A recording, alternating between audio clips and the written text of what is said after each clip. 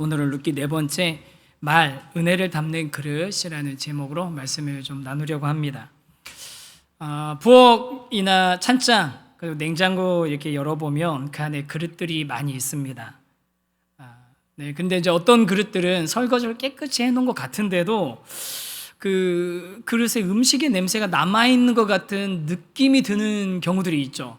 그래서 제가 한번 찾아봤어요. 이게 느낌인 건지 실제로 그 냄새가 남는 건지 찾아봤더니 실제로 그릇들에는 눈에 보이진 않지만 미세한 구멍이나 상처들이 있어서 그 사이에 냄새가 날 수 있는 분자들이 침투해가지고 설거지가 끝난 후에도 냄새가 남아있게 된다고 합니다.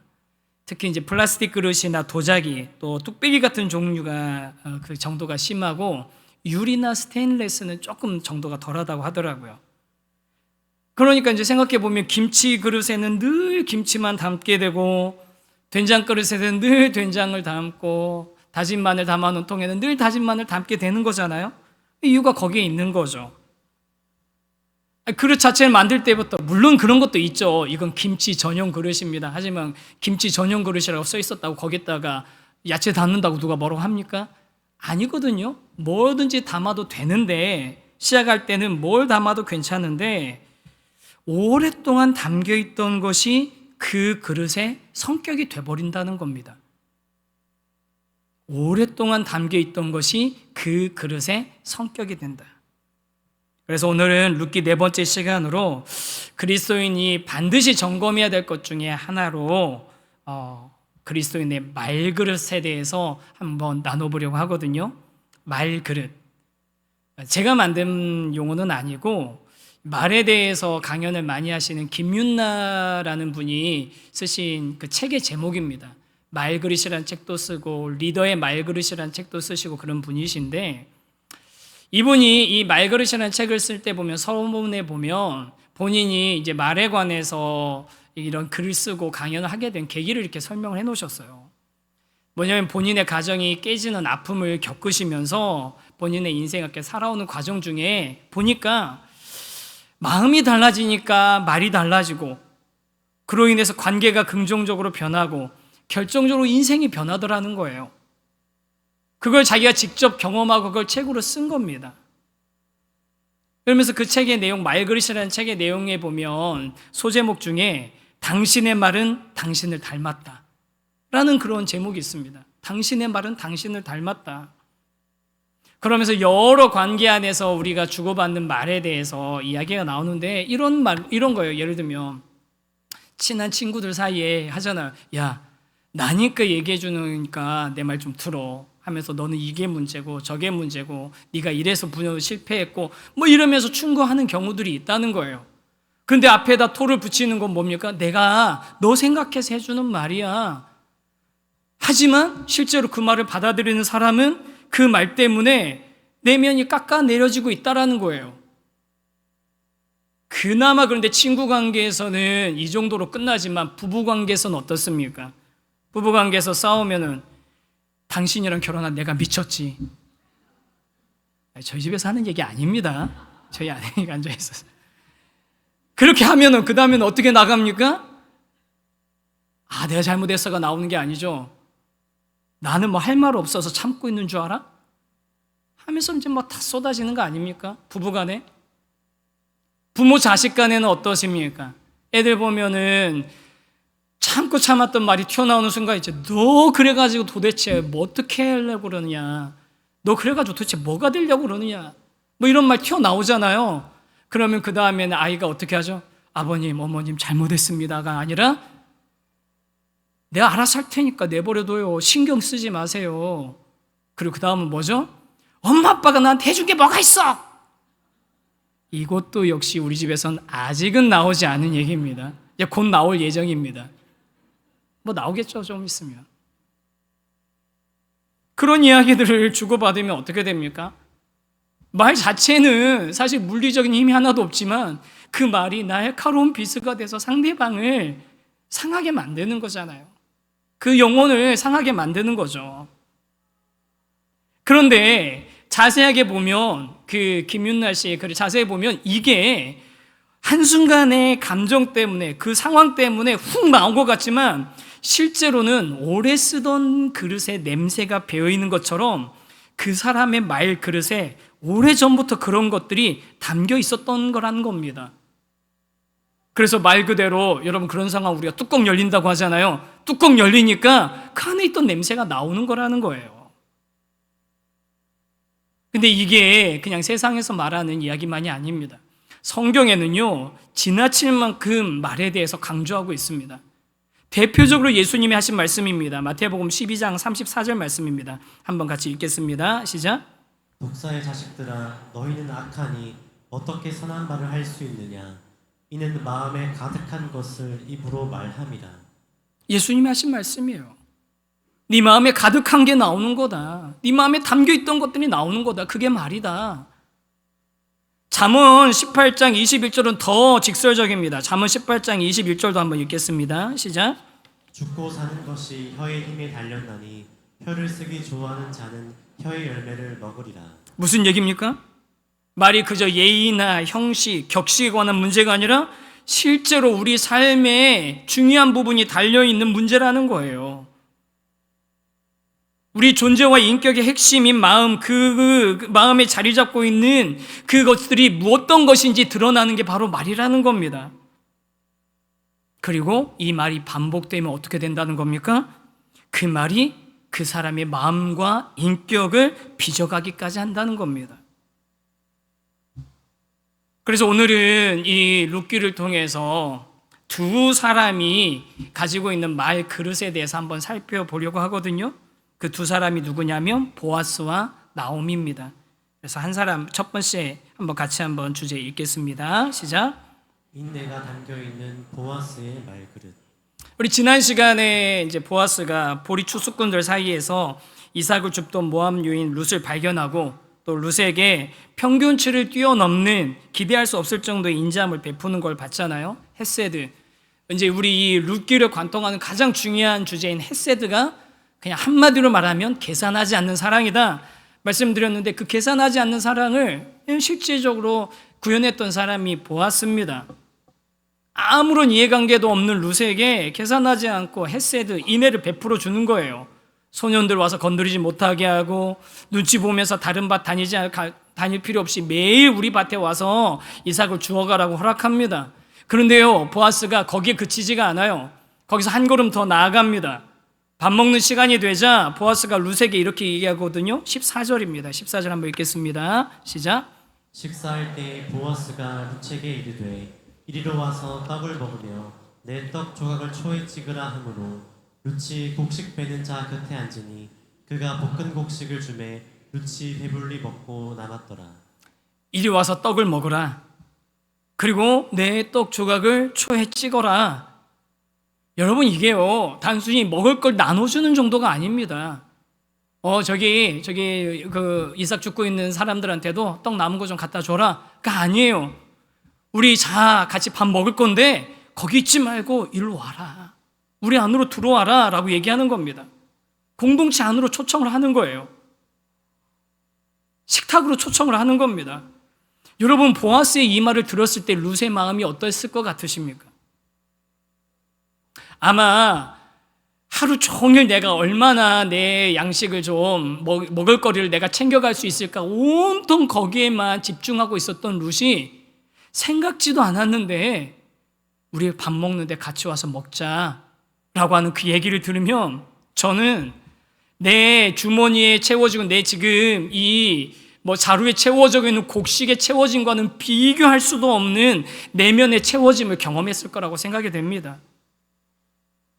그 시대의 그 사회 생각해 보세요. 신분, 민족의 구분, 경계가 얼마나 뚜렷한 사회였습니까? 그런 사회에서 이방인이고 게다가 과부인 룻이 그런 자신의 처지를 충분히 정확하게 알고 있으면서도 식사의 자리에 보아스가 초대하는 말을 들었을 때 이게 단순히 경계만이 지워지는 것이 아니라 텅 빈 인생이었던 룻의 마음을 정말 가득 채워주는 따뜻한 위로였을 겁니다. 한번 생각해 보세요. 룻의 인생 어떤 인생입니까? 남편도 없고 자녀도 없고 제대로 된 아무것도 없는 상태 아닙니까? 치약 여러분 짜면은 이렇게 다 짜고 나면 얼마나 이제 쭈글쭈글해집니까? 그런데 우리가 그러잖아요. 마지막 한 번 더 짜려고 정말 있는 최선을 다해서 짜낸 오늘 한 번만 더, 이번 한 번만 더.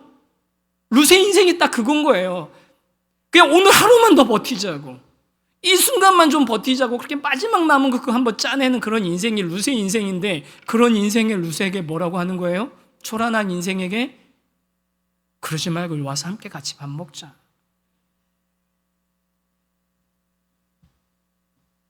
그냥 육신의 양식이 채워지는 게 아니라 그 내면이 채워지는 거예요. 내면이 그 채워지는 그 경험을 하는 루세에게 보아스는 이렇게 또 얘기합니다. 사람들에게 이렇게 얘기합니다. 15절 16절입니다. 15절 16절도 읽겠습니다. 시작. 루치 이삭을 주우러 일어날 때에 보아스가 자기 소년들에게 명령하여 이르되 그에게 곡식단 사이에서 줍게 하지 말고 책망하지 말며 또 그를 위하여 곡식 다발에서 조금씩 뽑아버려서 그에게 줍게 하고 꾸짖지 말라 하니라.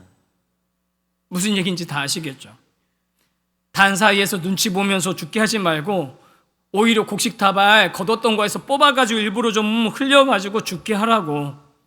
그러면서 동시에 두 번이나 강조합니다. 뭐라고 합니까? 책망하지 말고 꾸짖지 말아라. 여러분, 루세의 입장에서, 철저히 루세의 입장에서 한번 생각해 보십시오. 우리가 루시였다고 생각해 보세요. 아무리 허락을 받았어도 인꾼은 눈치 보이잖아요. 다른 사람 의식할 수밖에 없잖아요. 근데 그거를 보아스가 누구보다도 잘 알고 있었던 겁니다. 여러분, 그래서 책망하지 말라고, 꾸짖지 말라고 하는 이 보아스의 말이, 이게 보아스의 말 그릇인 거예요. 보아스의 말 그릇은, 입에서 나오는 말들은 조롱과 멸시, 책망이 아니라 배려와 존중의 언어로 가득 채워져 있었던 겁니다.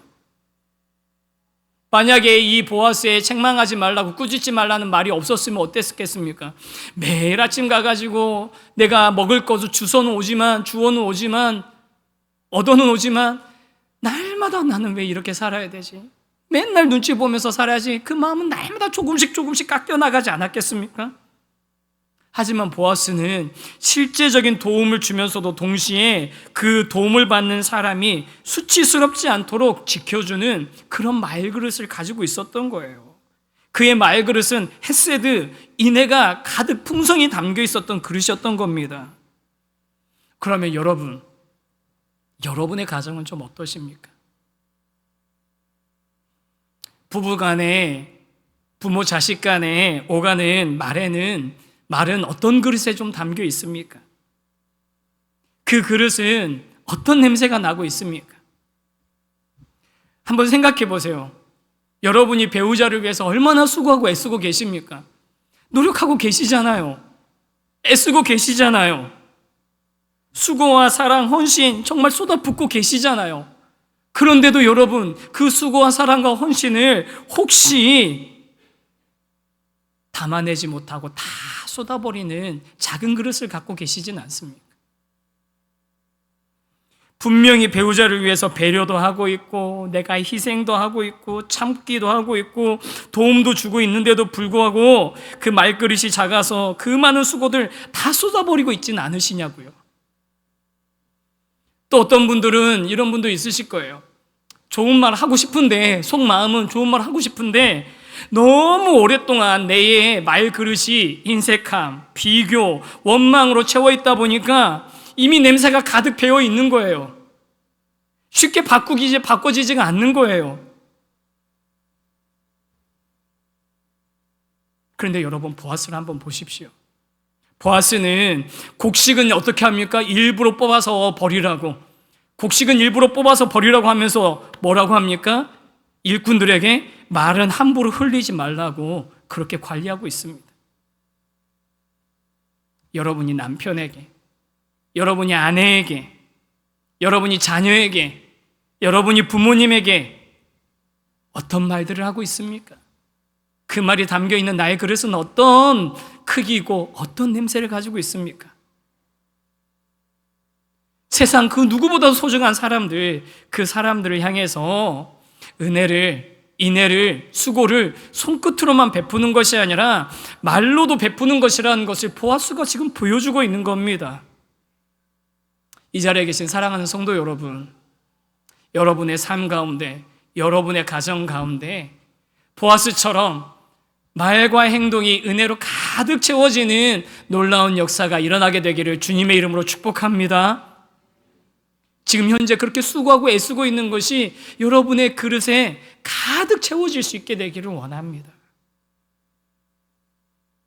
그 다음에 우리가 살펴봐야 될 사람이 있습니다. 바로 나오미거든요. 우리 두 번째 주제 같이 한번 읽어보겠습니다. 시작.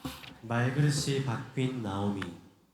이제 룻이 이제 배려를 받아서 하루 종일 일을 해가지고 그 곡식을 떨어가지고 갔단 말이에요. 가지고 갔더니 그 양이 얼마나 되냐면 한 에바가 되더라. 한 에바쯤. 그러니까 에바 우리가 쓰는 도량형으로 따지면 이게 에바는 이렇게 부피를 말하는 겁니다. 얼마냐면 한 18리터에서 22리터 정도. 꽤 많죠. 무게로 치면 한 16에서 18kg 정도입니다. 꽤 크죠. 18kg면 우리 큰 쌀포대 하나 아닙니까? 저희 집안, 저희 사형제 자라날 때 저희 어머니가 그러시더라고요. 야, 니네 한창 클 때는 한 달에 쌀 한 가마씩 들었다. 도시락 싸가고 그러면서. 그런데 여자 2명이 먹기에는 이거 한 에바면요 생각한 것보다 훨씬 많은 양인 거예요. 그래서 게다가 이것만 가져가는 게 아니라 룻이 뭐까지 가져갑니까? 아까 보아스가 초대해준 그 식탁에서 자기가 먹고 남은 것까지 챙겨 가져갔단 말이에요. 그래가지고서 이제 시어머니 나오미에게 줬더니 나오미가 이렇게 물어봅니다. 19절입니다. 19절 한번 읽겠습니다. 시작. 시어머니가 그에게 이르되 오늘 어디서 주었느냐 어디서 일을 하였느냐 너를 돌본 자에게 복이 있기를 원하노라 하니 룻이 누구에게서 일했는지를 시어머니에게 알게 하여 이르되 오늘 일하게 한 사람의 이름은 보아스니이다 하는지라. 이 말씀 잠깐만 그대로 띄워보세요. 나오미가 하는 얘기입니다. 처음에는 뭐라고 합니까? 오늘 어디서 주었느냐. 그런데 그 다음에 다시 질문이 바뀌죠. 어디서 일을 하였느냐. 분명히 갈 때는 뭐 기약 없이 그 이삭 주스러 간 거잖아요. 어디서 주었냐? 근데 보니까 이건 그냥 주운 정도가 아닌 거예요. 누가 일을 시키고 하루치 품삯도 아주 후하고 넉넉하게 쳐준 정도를 그 정도를 가지고 온 겁니까? 그러니까 물어보는 게 바뀌죠. 어디서 일을 하였느냐? 나오미가 보기에도 너무 풍족하게 이걸 가져온 겁니다. 그러면서 이제 룻이 이렇게 보아스의 집에서 이렇게 일을 하고 얻어왔습니다 라고 했더니 그 다음 나오미가 한 말이 20절입니다. 20절도 읽겠습니다. 시작. 나오미가 자기 며느리에게 이르되 그가 여호와로부터 복받기를 원하노라.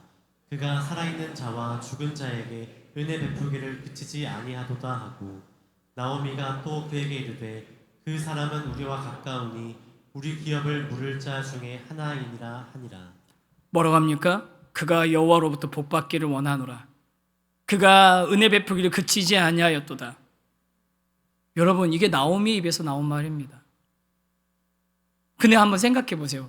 나오미 얼마 전에 이 베들레헴으로 돌아올 때 뭐라고 했던 사람입니까? 나를 나오미라고 부르지 말고 마라라고 불러라.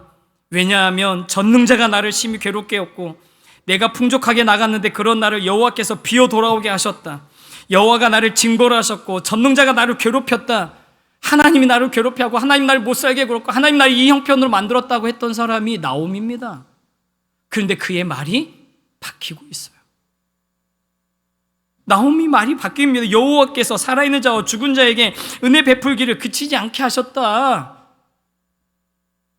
여러분, 나오미의 말그릇이 바뀌고 있는 겁니다. 여러분, 이거 이제 그만 보여주셔도 돼요. 네, 계속 저것만 보여주고 계셨어요.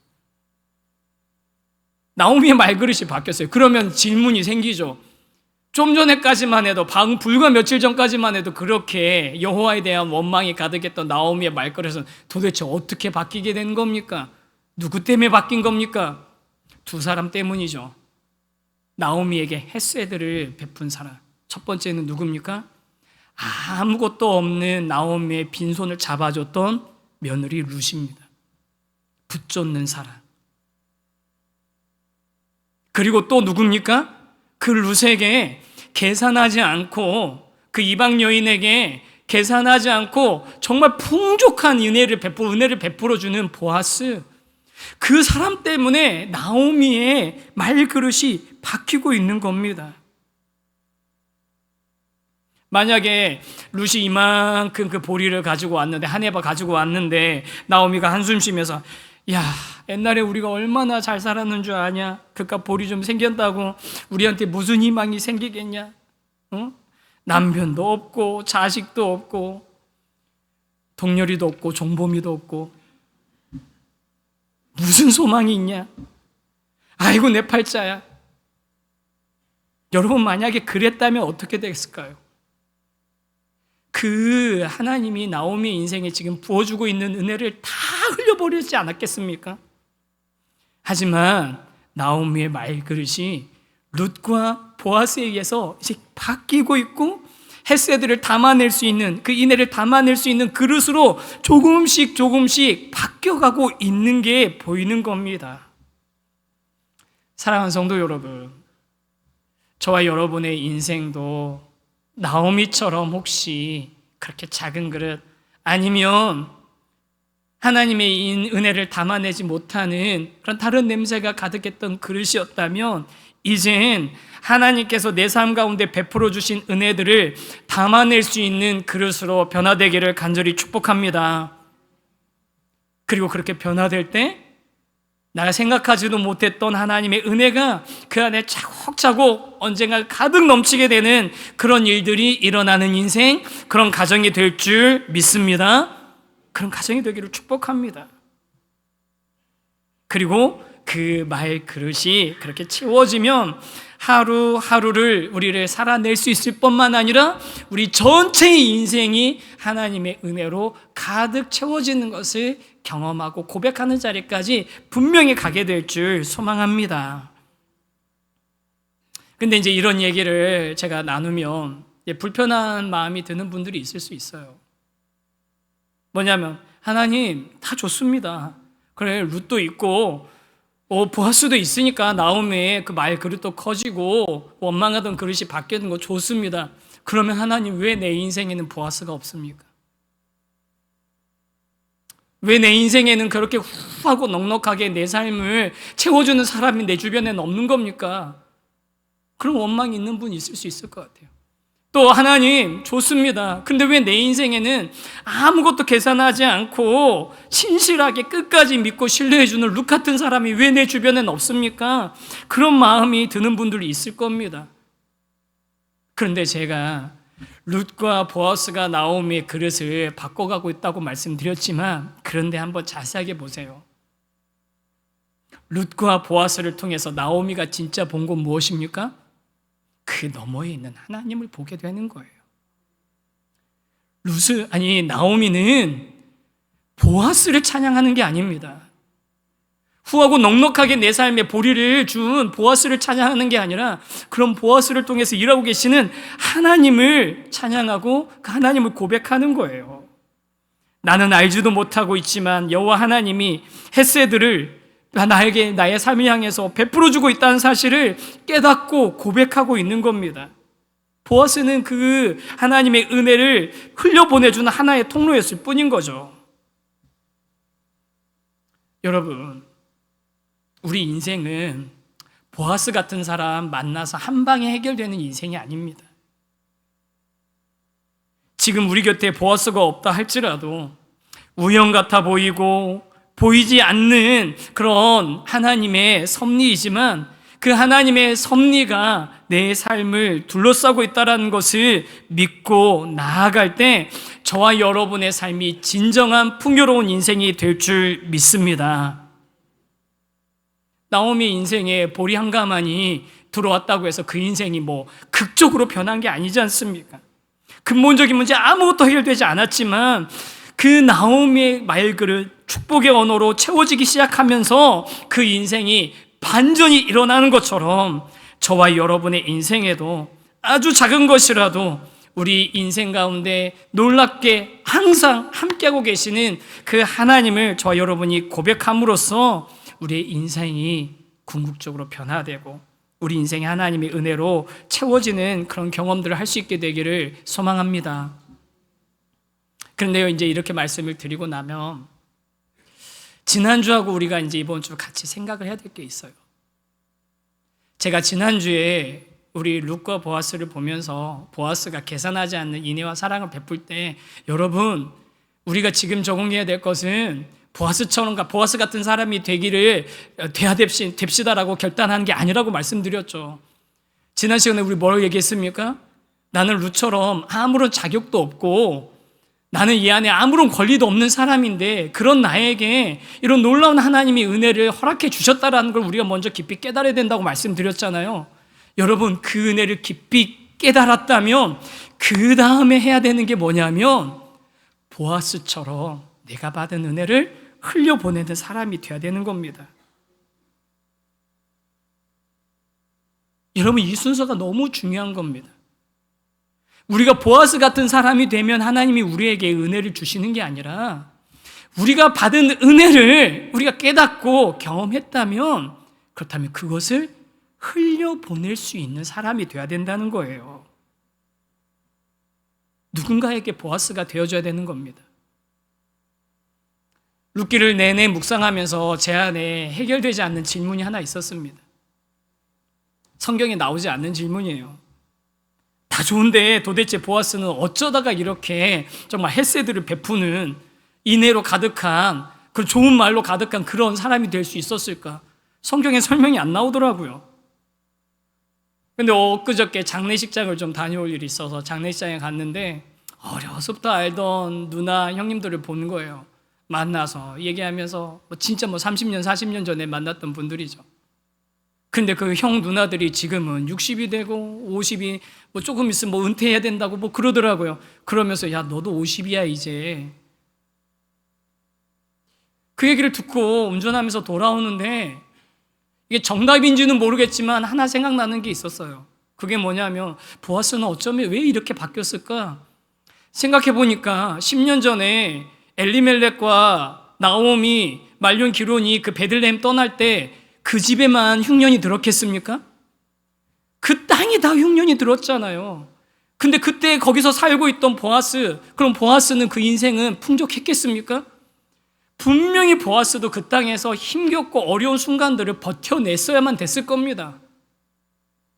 누구에 의해서든지 어떤 방법에서든지 자기 힘으로는 극복할 수 없는 그 순간을 나는 생각하지도 못했던, 기대하지도 못했던 방법으로 하나님이 버틸 수 있게 하고 지나갈 수 있게 하시고 견뎌낼 수 있게 해주신 그런 은혜를 보아스가 먼저 경험했을 것 같아요. 제 생각입니다. 맞는지 틀린지는 나중에 천국 가서 보아스 만나면 한번 물어보세요. 그렇게 은혜를 먼저 경험했기 때문에 그 은혜를 나눌 수 있는 사람이 됐던 것 같습니다. 헤세드를 먼저 경험한 사람은 그것을 다시 베풀 수 있는, 흘려보낼 수 있는 사람이 되는 거죠.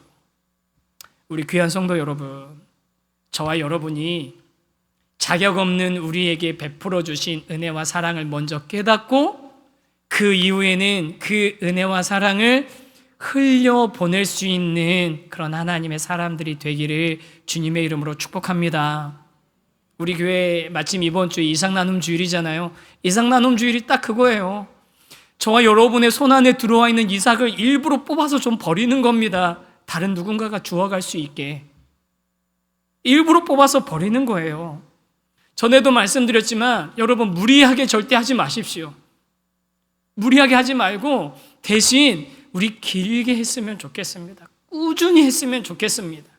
우리 교회가 있기 때문에 우리 주변에 함께 이 시대를 살아가고 있는 헤세드가 필요한 누군가가 자기는 생각하지도 못한, 기대하지도 못했던, 계산에 넣을 수도 없었던 것들을 공급받게 되는 일들이 우리 교회 공동체를 가운데서, 우리 공동체를 통해서 일어나게 되기를 소망합니다. 얼마 전부터 우리 교회가 2개 기관으로부터 2명씩 추천받아서 4가정을 좀 이렇게 조그맣게 이렇게 돕고 있어요. 소리 소문도 없이 왜 그런 일을 시작했냐면, 어떤 성도님이 본인이 받은 은혜가 있어서 한부모 가정들을 좀 돕고 싶은데 본인은 그 대상을 선정할 수 없으니 본인이 일정한 기간 동안 작정 헌금을 할 테니까 그걸 가지고 교회가 그런 사람들을 찾아서 좀 후원해 주십시오 해서 그분의 그 후원으로 이제 한부모 가정들을 4가정을 후원하고 있거든요. 여러분, 그게 그 가정이 무슨 뭐 인생 역전의 재료라고 생각하지는 않습니다. 그런데 그걸 나누시는 분의 그 마음은 어떤 마음입니까? 내 품에 들어있는, 내 손에 잡혀있는 거지만 일부러 빼서 흘리는 겁니다. 그리고 그걸 받은 사람이 그게 대단한 건 아니라 할지라도 지금은 그게 왜 나한테 왔는지 모르겠지만, 지금은 그것이 얼마나 소중한 것인지 알 수 없을 수도 있지만, 누군가에게는 언젠가는 그 너머에 계시는 하나님의 인애를 고백할 수 있고 마음에 담을 수 있는 재료가 될 줄 믿습니다. 저는 그런 일들이 일어날 거라고 생각해요. 그거 받는 분이 당장 다음 주부터 바뀌는 게 아니라 그분의 인생이 무르익어가는 그 어느 순간에는 분명히 그걸 고백하는 순간이 올 거라고 생각합니다. 그러기 위해서 그렇게 헤세드를 담고 그것을 흘려보낼 수 있고, 또 그렇게 헤세드를 경험하면서 내 그릇이 커지고 그것을 담아내고 흘려보낼 수 있는 사람이 되기 위해서 우리가 해야 될 것 한 가지가 있습니다. 그게 뭐냐면 우리 3번째입니다. 보통은 2번째까지만 하는데 오늘 하나 더 하겠습니다. 우리 3번째 한번 같이 한번 읽겠습니다. 시작. 차곡차곡 채워가는 성실함이 필요합니다. 여러분, 어떤 분들은 룻의 이야기, 룻과 보아스의 이야기를 룻이 보아스라는 사람 만나가지고 인생 역전된 성경판 신데렐라라고 생각하시는 분도 있어요. 그런데 여러분, 그렇지 않습니다. 룻은 하루아침에 변화된 게 아니에요. 룻과 보아스의 관계 하루아침에 이루어진 게 아닙니다. 23절 말씀 한번 같이 한번 읽어보겠습니다. 시작. 이에 룻이 보아스의 소녀들에게 가까이 있어서 보리추수와 밀추수를 마치기까지 이삭을 주우며 그의 시어머니와 함께 거주하니라. 지난번에 잠깐 말씀드렸죠. 보리추수와 밀추수. 보리추수는 언제 한다고요? 6월절 시작할 때쯤에 그 보리추수가 시작이 되고, 그로부터 밀추수는 언제 시작한다고요? 77은 49, 49일 지나고 나서 밀추수가 시작된답니다. 그러면 보리추수와 밀추수가 다 끝날 때까지 룻이 한 게 뭐라고요? 2달 넘는 시간 동안 룻이 매일 아침 일어나서 이삭 추수로 갔다는 거예요. 매일 아침 밭으로 나가고 매일 저녁으로 집으로 돌아와서 그 하루 거둔 걸 가지고 먹고 사는 그 일들을 해 나갔다는 겁니다. 아까 읽었던 20절에서 나오미가 보아스가 이걸 줬다 얘기하니까, 야, 그는 우리에게 가까운 친족이라고, 그가 우리 기업 물을 자 중에 하나라고 말하는 게 나와 있는데, 그 기업 물을 자 중요한 얘기거든요. 나중에 다시 다음번에 얘기할 겁니다. 그런데 그러니까 바로 그냥 룻과 보아스가 무슨 일이 생긴 게 아니라는 겁니다. 그 2달 넘는 시간 동안 극적인 사건 하나도 없이 그저 매일 아침 일어나서 밭에 나가고 매일 이삭 줍고 저녁에는 돌아오는 그런 반복되는 삶이 있었다는 거예요. 특별함 없이 그냥 매일 반복되는 삶, 평범한 그런 노동의 반복이었습니다.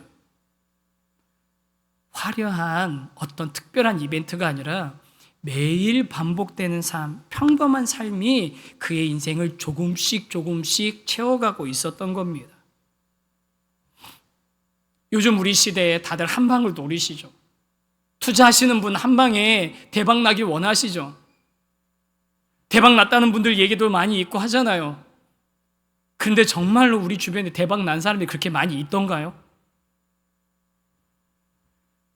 단순히 그런데 우리가 그렇게 대박을 노리는 게 경제적인, 재정적인 문제뿐만 아니라 뭐 또 우리가 대박을 노리고 있습니까? 신앙생활도 대박 노리고 있으시잖아요. 어느 날 갑자기 기적이 일어나고, 어느 날 갑자기 보아스 같은 은인을 만나고 귀한 사람 만나서 인생이 바뀌는 그런 간증들 우리가 듣다 보면, 아, 내 인생에도 그런 일이 일어나길 바라고, 내 남편에게도 그런 일이 일어나길 바라고, 우리 자녀에게도 그런 일 바라는 거 아닙니까? 신앙이 한 방 일어나길 기대하고 계시는 거 아닙니까? 그런데 오늘 성경이 보여주는 것은 신앙이 그런 한 방의 기적처럼 되는 게 아니라 성경에 기록하지도 않은 매일 반복되는, 별로 특별할 것 같지도 않은 그 삶이 반복되다가 쌓여서 그것이 그 다음 단계로 이어지더라는 겁니다. 이제 말씀을 마치겠습니다. 우리 귀한 성도 여러분, 저와 여러분의 말 그릇을 점검할 수 있길 원합니다.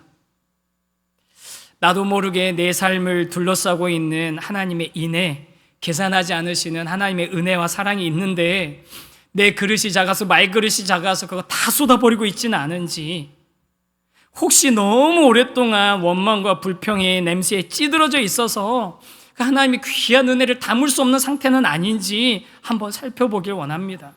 만약 그런 상태라면 하나님, 토기장이신 하나님, 하나님의 손으로 내 그릇을, 질그릇 같은 내 인생을, 내 마음을, 내 말그릇을 주님 다듬으시고 만져주시옵소서, 그렇게 소망하시는 여러분 되시길 바랍니다. 혹시 냄새가 가득 차 있다면 우리 이사야서에서 본 것처럼 그 숯불을 내 입술에 대셔서 나를 좀 정결케 해주시고, 내가 이제는 주님의 은혜를 담을 수 있는, 그 은혜를 내가 또 전할 수 있는 그런 그 시대로 주님 나를 변화시켜 주시옵소서. 그렇게 소망을 가지고 나가시는 저와 여러분이 될 때 저와 여러분의 삶, 특별하지 않아도 그 삶에 하나님의 은혜는 매일같이 조금씩 채워주고 저와 여러분의 빈 그릇은 가득 차게 될 줄 믿습니다. 이 여름 지나시면서 특별히 지친 분들 계시죠. 몇 달째 어려운 가운데 계신 분들도 있으실 거고, 혹은 몇 년째 특별한 진전 없이 하루하루 버티는 그런 삶을 살고 계시는 분들도 있으실 겁니다. 매일 새벽같이 일터로 나가시면서 내가 이 삶을 도대체 언제까지 살아야 되나 그런 한숨이 나오시는 분 계실 텐데, 그런 여러분, 그 반복되는 하루하루가, 때로는 초라해 보이는 그 일상이 사실은 하나님께서 저와 여러분의 그릇에 하나님의 은혜를 채워주고 있는 현장인 줄 믿습니다. 우리의 신앙도 마찬가지입니다. 별로 특별할 것처럼 보이지 않는 특별한 은혜 같은 거 없었던 한 주 한 주의 예배가, 매일매일 그렇게 그냥 습관처럼 읽었던 그 말씀이 나도 모르게 내 그릇을 바꾸고 있고 키우고 있고 그것을 채워가고 있는 하나님의 시간인 줄 믿습니다. 그 시간에, 우리 하나님의 시간을 확신하면서 그렇게 담대하게 나아가는 저와 여러분의 삶이 되기를 소망합니다. 그래서 우리 이 찬양 같이 하면 좋겠습니다. 우리 이 찬양 가사를 좀 있는 그대로 생각하시면 좋겠어요. 은혜로 날 보듬으시고 사랑으로 품어주셔도 내 마음 한 자락도 지키지 못하는 이 모습 부끄럽습니다. 우리 함께 가사 생각하면서 함께 찬양하겠습니다.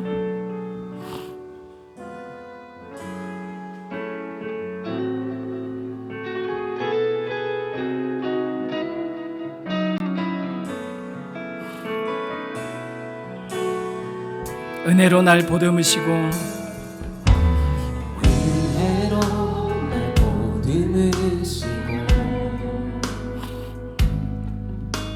사랑으로 품어주셔도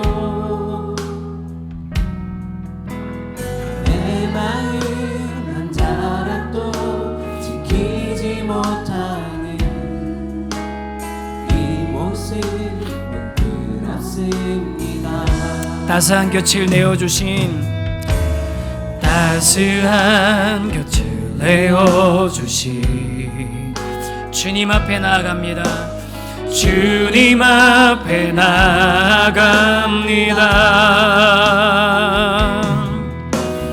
표현 못할 긍휼로 나를 붙드시는 주 이름만 바라봄, 매일 마주한 슬픔을 견뎌나가며 매일 마주한 슬픔을 견뎌나가며 주 예수의 마음을 닮아가네. 주의 마음을 닮아가네. 두려운 걸음마다 주가 동행하니 주지하며 오늘을 건네 주의 신실한 소망을 깊이 담으며 신실한 소망을 깊이 담으며 주의 예수의 풍요를 채워가네. 하나님의 자녀로 명예 지켜가며 깊어진 삶을 주께 드리네. 우리 사랑하는 성도 여러분, 우리 이 찬양 한 번 더 부를 겁니다. 한 번 부르는데 그냥 이 찬양 가사 그대로입니다. 오늘 하루 그냥 평범하게 출근하고 평범하게 자녀를 돌보고 평범하게 일하는 그 반복이 초라해 보여도 하나님 그 반복을 통해서 저와 여러분의 그릇을 다듬어가고 계시고 채워가고 계시는 줄 믿습니다. 그래서 우리가 매일 마주한 우리의 삶을 주님께 맡겨드리면서 매일매일 나도 모르게 깊어지고 거룩해지는 그 은혜를 경험하는 인생 되기를 소망합니다. 그런 마음을 가지고 우리 함께 다 같이 일어나서 우리 이 찬양 처음부터 함께 고백해 보겠습니다. 은혜로 날 보듬으시고 은혜로 날 보듬으시고 사랑으로 품어주셔도 사랑으로 품어주셔도 내 마음 한 자락도 지키지 못하는 이 모습 부끄럽습니다. 하지만 그런 우리에게 따스한 곁을 내어주셨습니다. 따스한 곁을 내어주신 주님 앞에 나갑니다. 주님 앞에 나갑니다. 표현 못할 긍휼로 나를 붙드시 주 이름만 바라봅니다.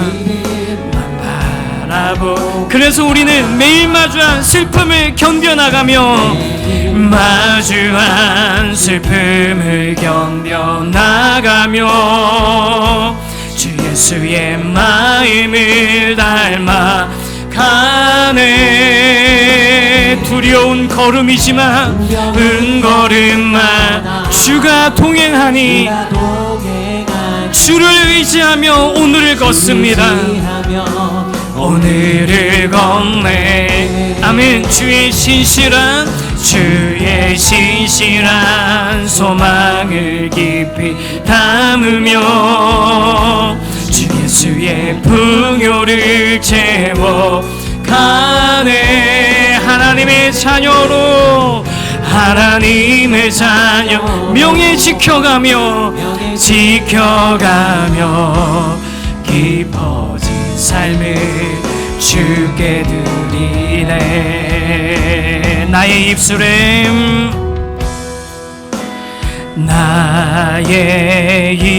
입술의 모든 말과 나의 마음의 묵상이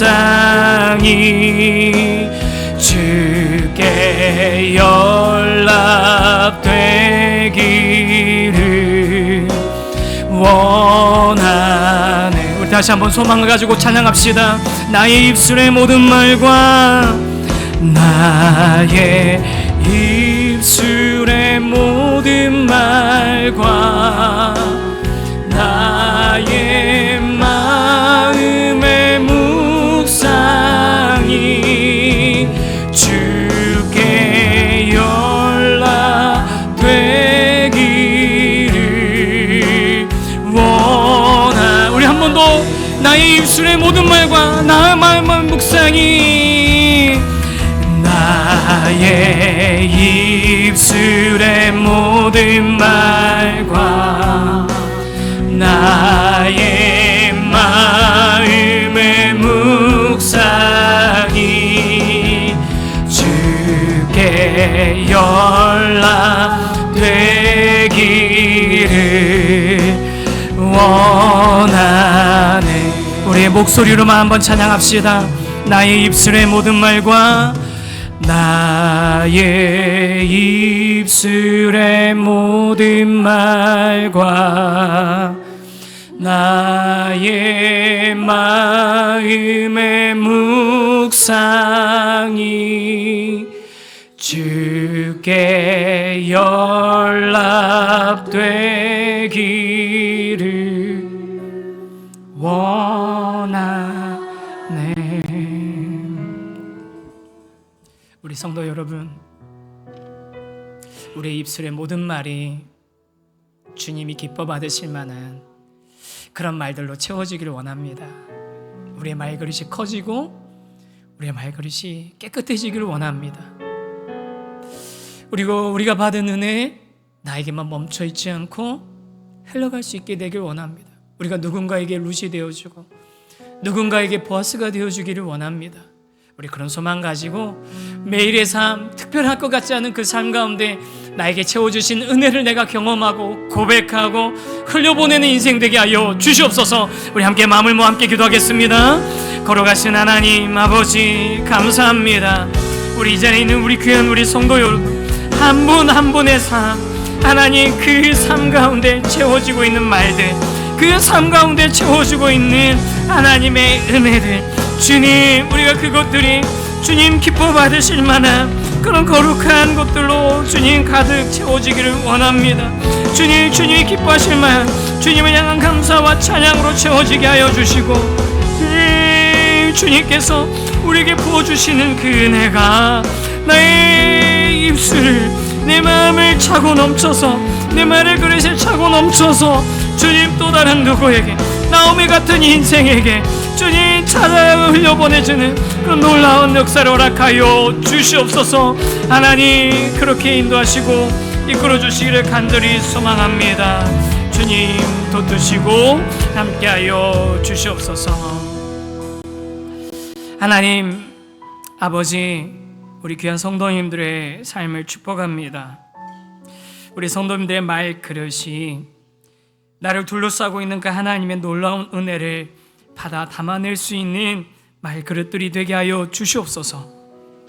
오랫동안 원망과 불평으로 찌들어 있던 그 말그릇이 주님 조금씩 변화되고 그 안에 주님의 은혜가 날마다 채워지는 그런 삶이 되게 하여 주시옵소서. 평범한 그 삶 가운데에도, 특별하지 않은 그 삶 가운데에도 나를 붙들고 계시는, 함께하고 계시는 주님의 그 은혜가 채워짐을 경험케 하여 주시옵소서. 지금은 우리 주 예수 그리스도의 은혜와 하나님 아버지의 크고 놀라우신 사랑과 성령님의 역사하심이 주님 앞에 우리의 말 그릇을 새롭게 하기를 소망하고, 또 우리에게 매일 부어주시는 그 은혜가 채워질 뿐만 아니라 그것이 다른 사람에게 흘러가기를 소망하는 모든 성도들의 머리 위에, 삶 위에 이제로부터 영원토록 함께 하시기를 간절히 축원하옵나이다. 아멘.